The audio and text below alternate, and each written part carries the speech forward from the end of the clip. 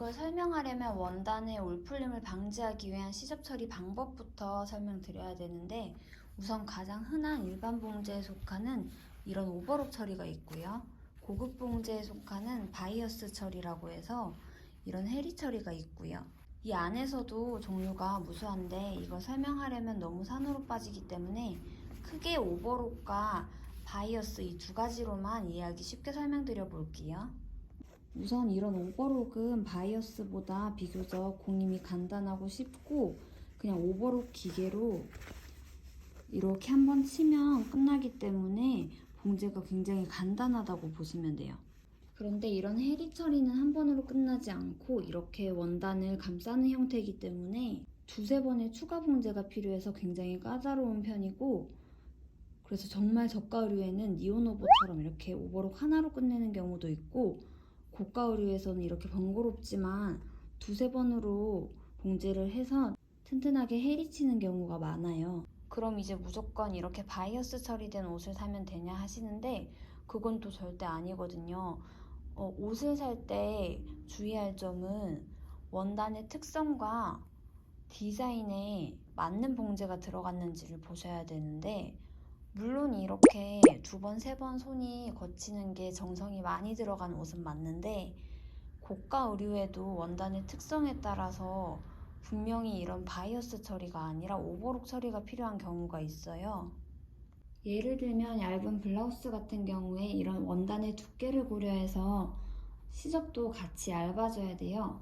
이것처럼 만약에 블라우스 원단은 얇은데 바이어스 처리를 해놓으면 이 부분이 너무 둔탁하고 다림질 하시면 턱이 생길 거예요. 이럴 땐 그냥 얇게 오버록 치는 경우가 입었을 때 더 피팅감이 예쁘고 이 원단도 더 살고, 그래서 무조건 이건 고가니까 전부 해리 처리로만 끝낼 거야 이게 아니라 이런 디자인과 원단에 따른 시접 처리가 중요해요.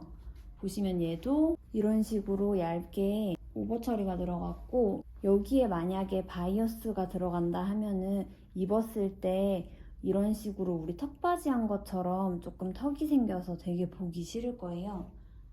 그래서 이게 두께감 간의 그냥 밸런스라고 보시면 돼요. 얇은 옷에는 이렇게 얇게 들어가고 자켓 같은 두께감 있는 옷에는 튼튼하게 바이어스 처리해서 두 번, 세 번 이렇게 봉제해 주시는 게, 저도 초반에는 원단이 좋으니까 여기도 그렇고 그냥 다 바이어스 쳐야지, 그게 좋은 봉제니까 이렇게 고집할 때가 있었는데, 얇은 원단에는 이렇게 해리를 쳐버리게 되면은 이질감이 들어서 별로더라고요. 피드백도 별로였고, 그래서 돌이켜보면 디자인과 이런 원단에 따라서 얼마나 유연한 사고로 옷을 만들었는지가 중요했던 것 같아요.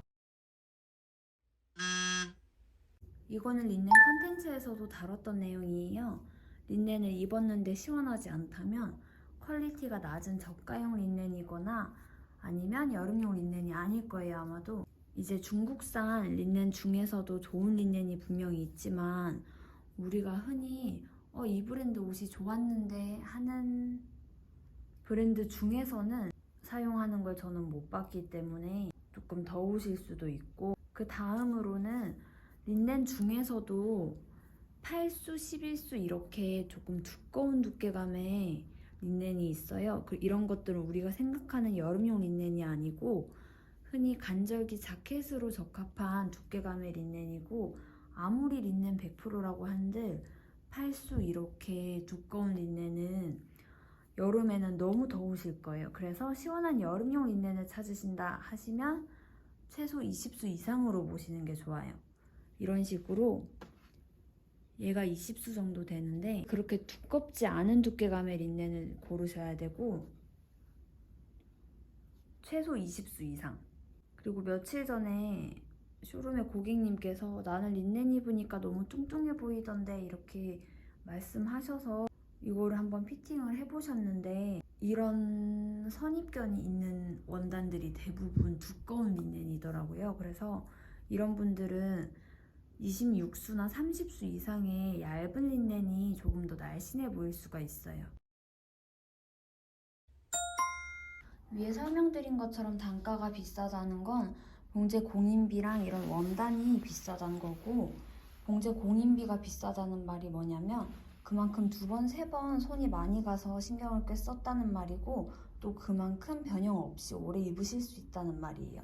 보시면 이런 식으로 단추 아래에도 버팀 단추로 이렇게 내구성을 높이고 이런 식으로 봉제가 들어가서 한 번 그냥 오버록 치고 말 거를 2번, 3번 이렇게 튼튼하게 봉제를 해줬다는 말이에요. 그래서 비쌀수록 좋은 옷이라는 말이 확률적으로는 맞는 말이지만 간혹 과도한 마케팅이나 유통 수수료로 비싼 경우도 있기 때문에 원단 혼용률이나 제조국을 보는 게 중요해요. 그리고 고민하시는 옷이 레이온이나 텐셀, 폴리아미드 등이 들어갔다고 하면 우선 그 옷은 기본은 하는 옷이라고 봐도 되고, 이제 여름철이다 보니까 티셔츠를 많이 입으시는데 만약에 속옷 라인 등살 같은 게 신경이 많이 쓰이시는 분들은 아무리 비싸고 좋은 옷이라고 해도 이런 모달이나 레이온 혼방률이 높은 티셔츠는 이렇게 체형이 도드라져 보일 수가 있어요.